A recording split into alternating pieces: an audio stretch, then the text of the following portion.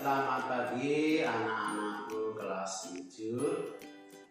Pada hari ini materi IPA kita ke pembahasan tentang klasifikasi makhluk hidup dan benda tak hidup.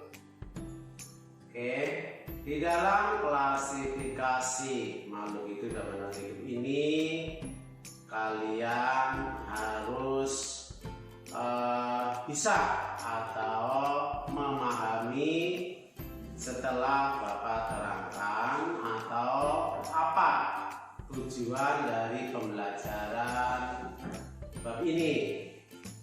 Yang terpenting kalian harus tetap semangat di dalam belajar. Hari ini kita mulai pembelajarannya. Setelah kalian mempelajari bab ini, diharapkan dapat memahami dan mengerti apa yang harus kamu pahami. Sebelum Bapak temukan apa-apa yang harus kamu pahami, sumber utamanya ada di buku cetak. Kalian buka halaman 43 sampai 56. Oke. Untuk yang pertama, tujuan dari pembelajaran ini kalian dapat menyebutkan 8 ciri-ciri makhluk hidup. 8 ciri-ciri makhluk hidup. Jadi kalau dari angka 1 sampai 8, kalau dari abjad A sampai H, A, B, C, D, E, F, G, H, itu ada sampai H ya. Yang pertama.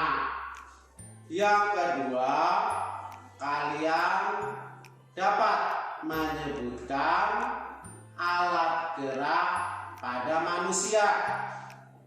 Manusia dapat bergerak, alatnya apa? Kita ambil Bapak kasih contoh, gerak pada manusia adalah kaki. Nah itu ada di buku cetak, kalian cari. Yang kedua, alat gerak pada burung. Itu apa? Yang ketiga, alat gerak pada ikan. Kamu sebutkan. Oke. Tujuan yang ketiga, kamu dapat menyebutkan contoh makhluk hidup yang hanya makan tumbuhan. Disebut herbivora. Nah, contoh hewannya apa aja? Yang dapat atau yang makan daging. Karnivora, contoh hewannya apa kamu sebutkan. Minimal yang ada di buku cetak. Kalau ada 5 kamu tulis 5, nanti tambahannya maka itu merupakan wawasan yang lebih luas. Bapak kasih nilai plus. Yang ketiga, makhluk hidup yang makan semuanya, baik daging maupun tumbuhan. Kamu sebutkan semua. Oke. Berikutnya yang harus kamu pahami adalah dapat menyebutkan kepekaan alat indera makhluk hidup. Kepekaan terhadap apa? Peka alat indera itu mata. Itu pekanya apa? Untuk apa? Kulit, hidung, lidah. Jadi mata peka terhadap apa? Kulit peka terhadap apa? Hidung peka terhadap apa? Lidah peka terhadap apa? Ada di buku cetak. Oke. Tujuan berikutnya yang kelima, kalian dapat menyebutkan alat pernapasan pada manusia. Pada harimau boleh. Jadi manusia itu bernapas dengan apa? Harimau bernapas dengan apa? Itu ya. Terus ikan bernapas dengan apa? Cacing bernapas dengan apa? Serangga juga bernapas dengan apa? Tumbuhan bernapas dengan apa? Kamu sebutkan. Ditulis di buku catatan. Oke. Tujuan yang keenam, kalian dapat menyebutkan hewan laut yang bernapas dengan paru-paru. Umumnya semua hewan laut, baik yang di laut lepas maupun yang di pantai, bernapas dengan insang. Nah, tapi ada yang bisa bernapas dengan paru-paru. Kalian sebutkan. Oke. Untuk tujuan yang ketujuh, kalian dapat menjelaskan pengertian dari tumbuh, baik itu hewan maupun tumbuhan. Jadi pengertian dari tumbuh adalah apa? Menjelaskan ya. Tujuan yang kedelapan, kalian dapat menjelaskan pengertian dari ekskresi. Ekskresi adalah apa-apa, baik itu pada manusia secara umum, baik itu pada